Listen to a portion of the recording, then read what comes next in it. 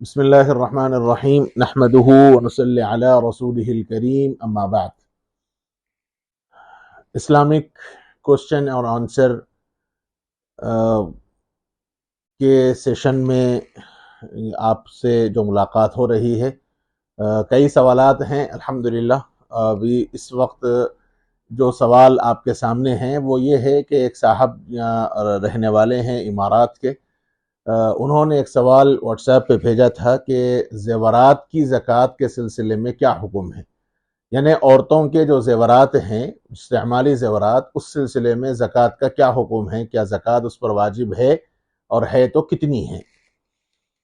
اس سلسلے میں جواب یہ ہے، الجواب باللہ التوفیق حامدا ومصلیا اما بعد۔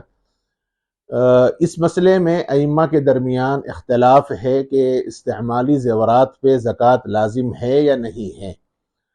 سیدنا حضرت امام ابو حنیفہ رحمۃ اللہ علیہ، امام مالک اور امام احمد بن حنبل رحمہم اللہ کا مسلک یہ ہے کہ استعمالی زیورات، عورتوں کے جو استعمالی زیورات ہیں اس پہ زکوٰۃ لازم ہیں، اور سیدنا حضرت امام شافعی رحمۃ اللہ علیہ کا مشہور مسلک ہے کہ عورتوں کے جو استعمالی زیورات ہیں چاہے وہ کتنی ہی کوانٹٹی میں کیوں نہ ہو، ان کے اوپر زکوٰۃ لازم نہیں ہوگی۔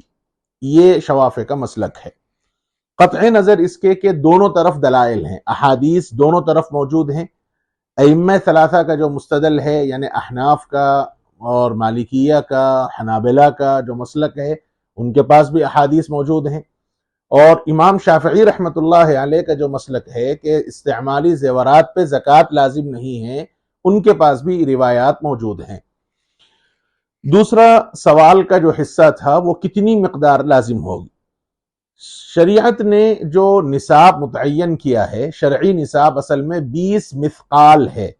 سونے کا جو شرعن نصاب ہے وہ ہے 20 مثقال، اور 20 مثقال موجودہ زمانے میں ہمارے پاس گرام کے اعتبار سے 87 گرام ہوتا ہے۔ چونکہ آج کل تولے کا وزن میں اختلاف ہے، تولہ کتنے گرام کا ہوتا ہے یہ مسئلہ خود مختلف ہی ہے، کسی نے 10 گرام کہا، کسی نے 11 گرام کہا، کسی نے کچھ کہا۔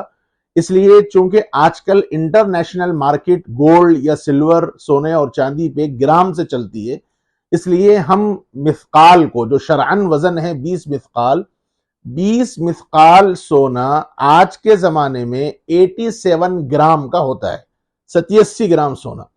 لہذا جس عورت کے پاس 87 گرام 87 گرام سونا اگر ہے، خالص سونا، تو ان کے اوپر زکوٰۃ لازم ہوگی۔ اور زکوٰۃ کتنی ہوتی ہے وہ مشہور مسئلہ ہے، 2.5% لازم ہوتی ہے۔ پھر یہ بھی ذہن میں رکھنا چاہیے کہ گولڈ دو قسم کا ہوتا ہے، ایک گولڈ وہ ہے جو ہم بازار میں جا کر نیا گولڈ خریدیں تو اس کی قیمت الگ ہوتی ہے، اور اگر ہم اپنا سونا کسی دکان پر بیچنے جائیں تو اس کی قیمت الگ ہوتی ہے۔ وہ میکنگ چارجز کے نام سے کچھ قیمت کٹ کریں گے، سروس چارج کے نام سے کچھ کٹ کریں گے، اور پھر وہ 912 سونا اگر ہے تو وہ اس کی قیمت الگ ہوتی ہے۔ تو بہرحال اس سلسلے میں یہ اصول ذہن میں رکھنا چاہیے کہ جو آپ کا سونا ہے، آپ کے پاس جو سونا ہے، اس سونے کی مارکیٹ ویلیو کیا ہے۔ اگر آپ وہ سونے کو لے جا کر دکان پہ بیچیں تو کیا قیمت آتی ہے، اس قیمت کا 2.5% آپ کو لازم ہوگا۔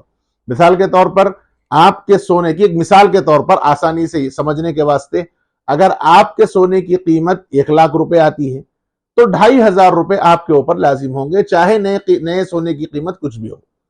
بہرحال 1,00,000 پہ 2,500 کے حساب سے زکوٰۃ لازم ہوگی۔ یہ ان لوگوں کے پاس جو زکوٰۃ کے قائل ہیں، اور جہاں تک مسئلہ شوافع کا ہے، شافعی حضرات کا ہے، ان حضرات کے پاس عورتوں کے استعمالی زیورات پر کوئی زکوٰۃ لازم نہیں ہے۔ تاہم اس سلسلے میں یہ بات بھی میں بتلا دوں کہ امام شافعی رحمۃ اللہ علیہ کے پاس زیورات پر زکوٰۃ لازم نہیں ہے، عورتوں کے استعمالی زیورات پر زکوٰۃ نہیں ہے۔ لیکن اگر پونجی بنانے کے واسطے یا بینک بیلنس کے واسطے مرد حضرات اگر خالی سونا اٹھا کے بنا کے رکھ لیں، یا خود عورتیں زیورات کی شکل میں سونا محفوظ رکھ لیں، وہ پہنتی نہیں ہیں، تو شوافع کے پاس بھی اس کے اوپر زکوٰۃ لازم ہوگی۔ اس کا خیال رکھنا چاہیے۔ البتہ احتیاط اسی میں ہے کہ آپ سونے کی زکوٰۃ نکال دیں. واجب نہ ہونا الگ مسئلہ ہے، لیکن اگر کوئی دے دے تو انکار بھی نہیں ہے، بہتر ہے. انفع للفقراء کا ضابطہ اور اصول ہے، مناسب یہی ہے کہ آپ جو ہے کسی غریب کی مدد کے واسطے اگر آپ زکوٰۃ دیں گے تو تجربہ یہی ہے کہ آدمی جب زکوٰۃ دیتا ہے تو اللہ کی طرف سے اس مال میں برکت اور خیر نازل کر دیا جاتا ہے.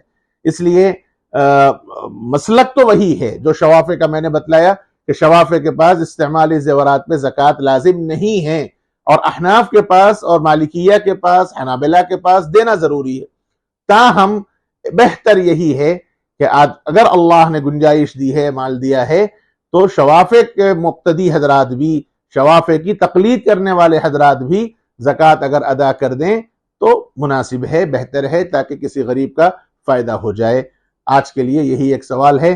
اللہ تعالیٰ اس سلسلے کو بے انتہا قبول فرمائے. وآخر دعوانا ان الحمد للہ رب العالمین.